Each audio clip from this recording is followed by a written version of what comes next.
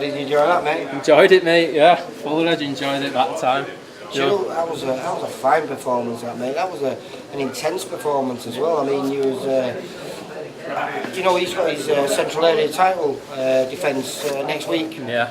So I thought it was impossible for you to stop him out there because he's never been stopped, I think, in 29 fights. Yeah. He had that bit of extra grit to get through it, you know. So in that fourth round, I think that must have been where they must have gave it a 10-8 or something. Yeah. You never had him down, did you? No, I didn't put him down, no. I think come very close to stopping. You won it 60-53, so they must have gave a 10-8 round, and I think that fourth round must have been it, mate, because you were just relentless. It was attack after attack after attack. Well, when I went to the middle of the ring to the final instructions, Steve said to me, it's time to make a statement tonight. Tonight that you get in there, you make a statement, and I feel like I've done that tonight. I mean, I don't watch much of the boxing, you know, on the shots on the small circuit, but I don't think anyone's really give Darryl Sharp a bit of an hiding like that, to be honest. No, it was a fine performance. I was chatting to him before the show, and you know, he has no fear. He's been in with some giants in there. Yeah. But I must admit, that was punishing. That was. Yeah, I mean, it was 6 rounds and non-stop. I mean, even though the last 2 I did drop off a bit because I knew he was tough. Plus, I had a bit of a niggling hand injury, and that sort of come into play, but nothing too serious. I was surprised. I thought you were a little bit right-handed, and I realised he's a southpaw. And so you obviously you did everything correct because you were throwing plenty of right hands and lovely left hooks and mixing it up as well, body-handed. Yeah, but I was working on stuff in the gym. I was working with Big Paul and Steve on the body belt. I was working on shots and stuff like that because I've had no southpaw sparring at all. I mean, we've tried getting the lads about, and everyone's either been out the gym or fighting, coming to fight. So we've had no southpaw sparring leading up to it. I've not sparred for about 3 weeks, but we've done plenty on the body belt, plenty of southpaw stuff. And like I say, I've got the best coach in the world, not just this country. He's the best in the world at getting the tactics right. I'm not being funny. It's hard to argue with that when you've had 1 defeat in almost 100 fights or 100 fights plus. Yeah, that's it. I mean, we don't lose in the gym, and very rarely we don't lose rounds either. So that's our main bet. I think if I lose a round, when you do an interview with me, I'm not happy. You know what I mean? I don't like losing rounds at all. Another thing is, this is your first weight down at middleweight, or as close to as you were going to get without day before weigh-ins. How did you find that, mate? It just shows in the performance, doesn't it? I was there, I could keep that pace up throughout 6 rounds, and obviously as it moves up into the rounds, I can sustain a high pace, you know. Darryl, you might call him a journeyman. I don't know if that's a bit disrespectful to him, but he will even say himself, you know, that's his job. He goes round and he fights regular.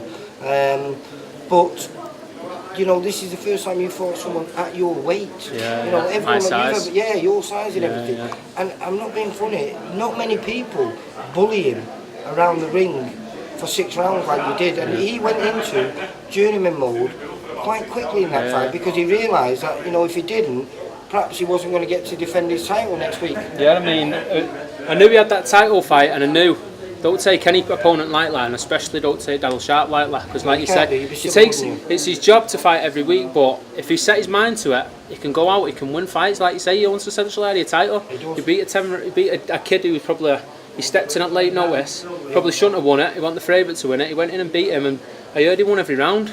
Boxed John Telford, a great prospect, beat him over 4 rounds. Yeah, those back-to-back wins they were. Yeah, so people like that, you know, if you take him lightly in any way, then you get beat. I was in there, and I remember you said to me today, you look a bit too calm. I was fully focused. I don't think I've ever been so nervous getting into a professional boxing ring than I have this week. I've been up all night, you know, like thinking about it. And so that's good then, because then you know that those nerves are your friend now. Yeah. So I said to Steve, I've not been this nervous or this excited to get into a ring since I was an amateur.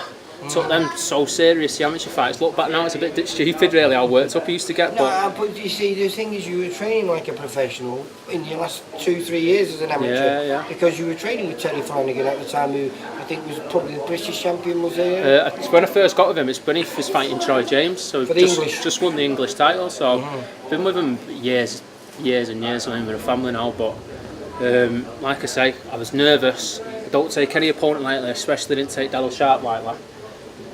And it proved in the performance. I was so focused. I was like razor sharp throughout. I was on I was so edgy. What does this say then? What does this mean? Are you gonna? Do you feel you're ready for titles now? Do you feel you're ready for a central area? Or yeah, I mean, you feel because you think that could be he is the central area champion at middleweight. So do you feel like, well then, why shouldn't I be looking at, say, maybe the middleweight, the English title or something? Yeah, I mean, I leave all that down to Steve, but I feel like I'm ready. I mean, Steve certainly thinks I'm ready, you know what I mean? I think we'll only get better. The better the opponent, the better I'm going to get. Like you say, when you come out with a journeyman, I knew Darryl, if he was evens in the first round and let him get away with too much, you start fancying it. Yeah. So you have to put manners on him straight away. I mean, not that in a disrespect, but you have to put it on him to make, because I knew he had that fight. I wanted him to go into survival mode, because then there's no getting him out of that. Then once they're in that, you could practically do what you want, and then stepped up then to try and take him out. But obviously he's hard as nails, so you ain't got to take him out. So I think even Mr. Maylett was smiling in the corner, mate. So he must have been doing something right there, mate. And he said, like, when they start coming to win and they're throwing shots purposely to try and hurt you, that's when you catch them with them hurtful shots, and that's when you start taking the wind out of them. Stuff like that. Well, I think there was a body shot in the fourth round where you dipped him in the corner, and I think Steve was shouting to you, body, you know. But it was a fine performance, mate. And where does this leave you then? What's next and when? Hopefully out in December. I mean, we'll probably have a week out of the gym and then we'll be straight back in. We always are. Is that on the Jolly Boys? Is that then? I don't know whether it'll be the Jolly Boys. I don't know whether he's going to try and get one back here at some stage. Right. And I've done great with the tickets this time round because it's quite local. Yeah. And hopefully if I can get it around December time, I'm going to try and get some of the lads from my old works, PP O'Connor's, I'm going to try and get them. Have it as like a Christmas do. If you're going to start following your journey, this is a great time to follow it, because you're 11-0 now. Yeah, picking up some momentum now. Every fight's going to be a meaningful fight now, isn't it, mate? That's it. And people are going to start coming to fight, and having a go. That's what I like to do. I like to put on a show. I said to Steve in the corner, he said to me, you can still have him in this last round, take him out. And I said, well, I'm going to try. And if I don't, can I have some fun, and put on a bit of a show for the crowd? I like all that waving in and standing, letting them think that they're getting a few off, and then I come back with my own. I love all that. I mean, the fans have paid their hard-earned money to come and watch me, and I appreciate every single person that has forked out the money to come and watch me tonight. I appreciate it massively. Right, fantastic performance. Can I just say thank you to my sponsors as well, Norton's Tyres. He's the only one, isn't he? At the minute, he is the only one, yeah. But, I was listening to your podcast, and I'm sorry to say, hang on, there he is over there. I didn't mention him, but merch, massive help. He sponsors the gym, sponsors the t-shirts for all the lads. You know what I mean? He's a massive help. He's got all my fans in yellow there. I was going to say, I thought I was in Ireland for a while with the amount of orange. It's not yellow. Is it yellow? It's more orange. That was your shorts might be, but your t-shirts is a bit orange. Yeah, well, orange, yellow, whatever you want. There's plenty of them, and that's down to Rochdale Glass Gym. Right, Thank you.